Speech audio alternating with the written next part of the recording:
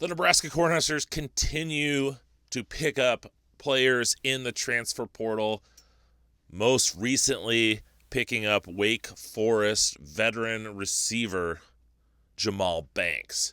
But what are they getting in this big receiver? What is he going to bring to this offense? That's what I'm going to talk about here. I'm going to break down 8 clips of Banks' games from the Clemson game and from the Syracuse game to show you, to illustrate what Jahmal Banks can provide this Husker team moving forward. Let's not waste any more time. Let's get into the tape. Now, the first thing that stands out about Jahmal Banks is his ability to go up and go get the ball. Here against Clemson, he's right here, slot, real close to the line of scrimmage. And they're going to try to get him the ball in the back of the end zone. And he kind of gets free right here, and his receiver's throwing him the ball. And what I love here is just that ability to go up. I mean, this ball is behind him. It's not the most accurately thrown. And he's able to go up. Look at him extend and go get that ball. He turns back. It's just the body control coming around, and his foot is just barely outside. So this catch doesn't count. But just that ability to be able to contort your body, adjust, and go up and get it. This is things that, Nebraska receivers, we've had some good ones, but just the ability to have a big body contested catcher. I mean, Banks is a 6'3", 6'4" receiver, over 200 pounds. He's a big receiver, and having a possession guy like this to be able to go up and get the ball is something that I know a quarterback like Dylan Raiola, who's going to be a freshman, is really going to be valuable for him. Every time that I watch Banks get a target, he just showed that ability to just go get the ball. Here against Clemson, he's at the bottom of the screen. He's going to run an in-breaking route that you're not going to see develop.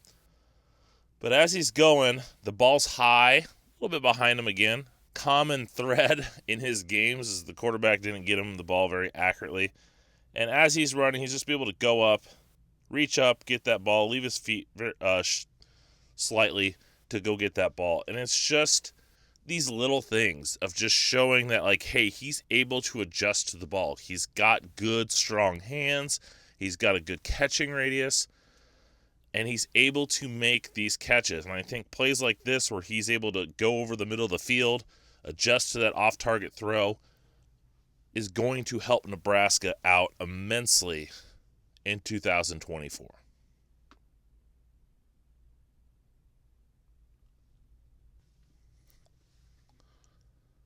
Here against Syracuse, Banks is at the bottom of the screen once again. He's going to run a hook route, and just once again showing his ability to adjust. He's going to run this hook route. Ball's going to be low, and he's able to just dive down to make that catch along the sideline.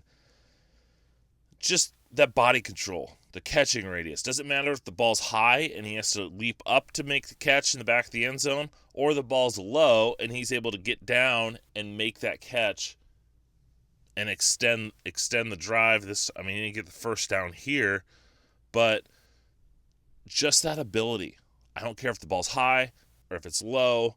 He's got that catching radius. He's got that body control to be able to adjust and go get that catch.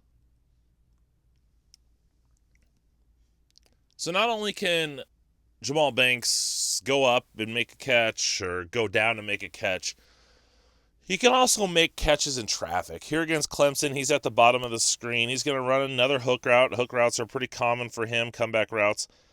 And this defender is all over him. And he's able to still reach out, use his body as a shield, and make this catch for the first down, holding on despite a cornerback all over his back.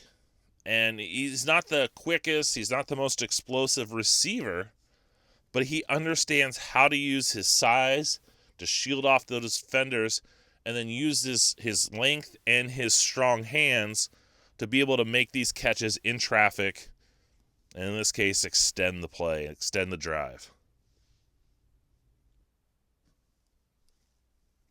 And then finally, Banks is at the bottom of the screen once again. They're going to throw, he's going to get a touchdown catch here. Similar to the last clip, just using his body. You know, this is a short throw. He's got, in the basketball terms, inside position. And he's able just to jump up, turn his body to shield it, and make this catch right inside the goal line for the touchdown. And it's just him knowing who he is, knowing his size. Hey, I'm going to jump up, turn my back to prevent that defender from be able to come through and break up that pass, and then be able to make that catch, hold on for the touchdown.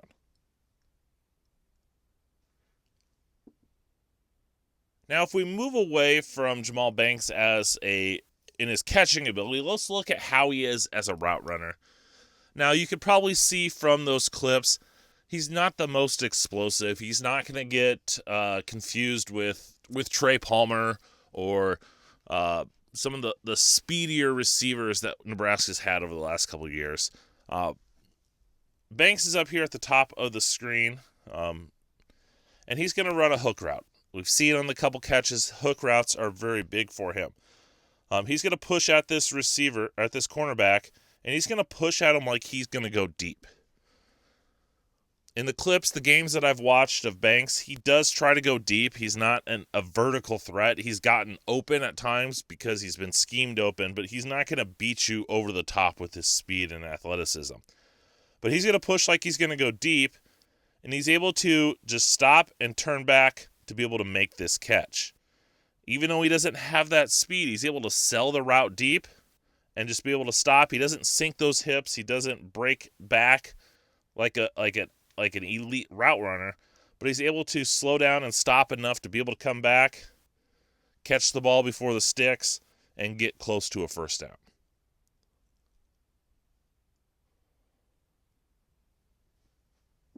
How I truly envision the Huskers using Jahmal Banks is in that possession receiver. I think he's going to thrive at that 10 to 15 yard range, running hooks, running in breaking routes, out breaking routes, and just moving the chains. Nebraska has a lot of speed and potential playmaking at the position. We saw Malachi Coleman and Jalen Lloyd both have big, long touchdowns last year. I think Doss is an explosive receiver.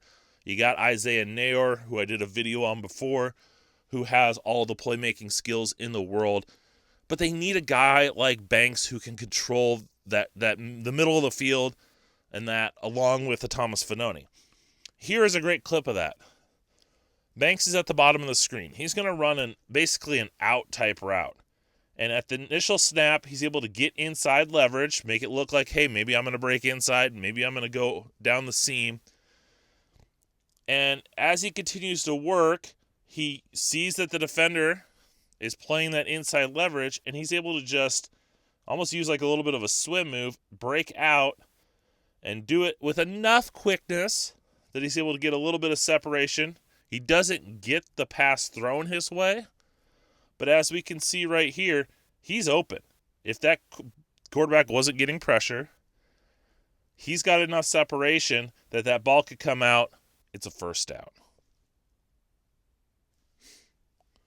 And then the last clip that I want to show you, I just showed you the out-breaking route. Here's the in-breaking route. Once again against Syracuse, once again at the bottom of the screen.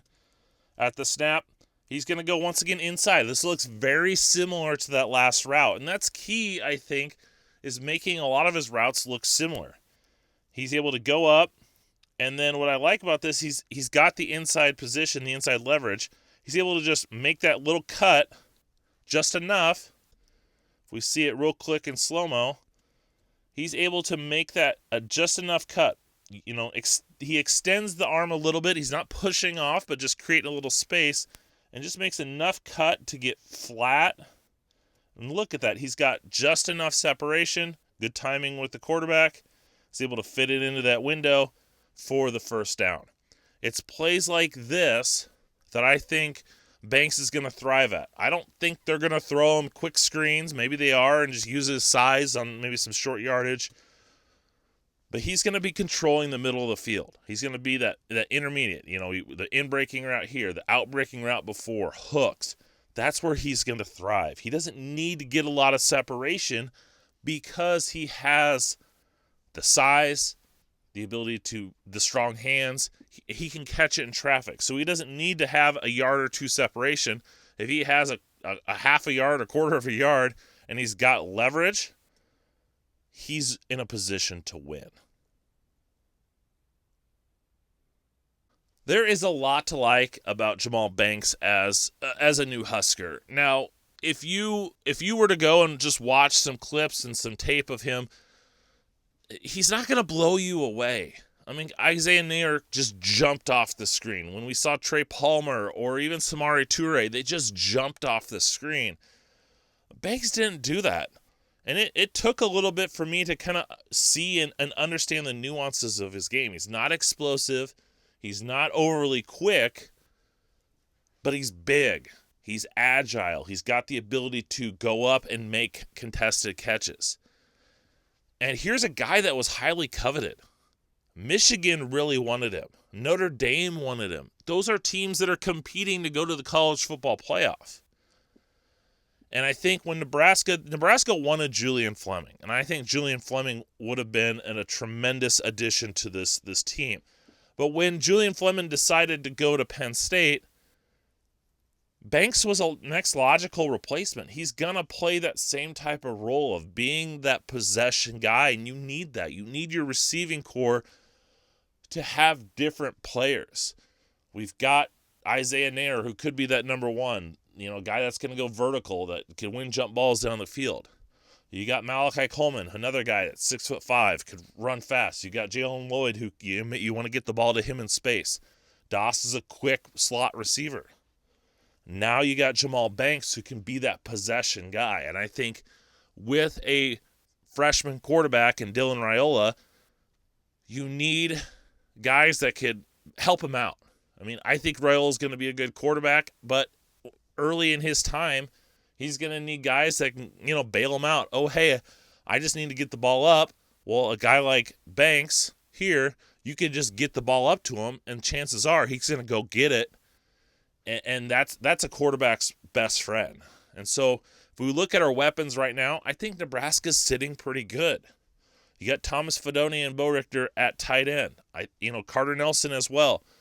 You've got Banks as your possession guy. Neyor is potentially your number one.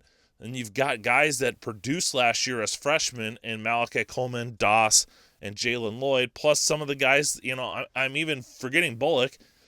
But there's other guys that are coming up in the system that they're really high on. I think our receiver room is talented. It's young, but that's why getting a guy like Banks here, Isaiah Neyor, before that, is really going to help it out. I mean, here's a guy that's got 1,400 yards receiving in his career.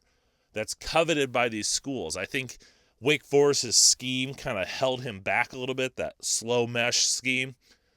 I'm anxious to see what he does for Nebraska. I'm optimistic, and I think he's going to help Nebraska win games. All right, that's going to go ahead and do it for this video. And remember, the best way, if you like these, the best way to get more of these is to subscribe. So hit that subscribe button. Also hit the bell to get the notifications. Make sure you're staying on top of things. Follow me on social media, draft_Brian. But thanks for watching. Hope you enjoyed. Till next time.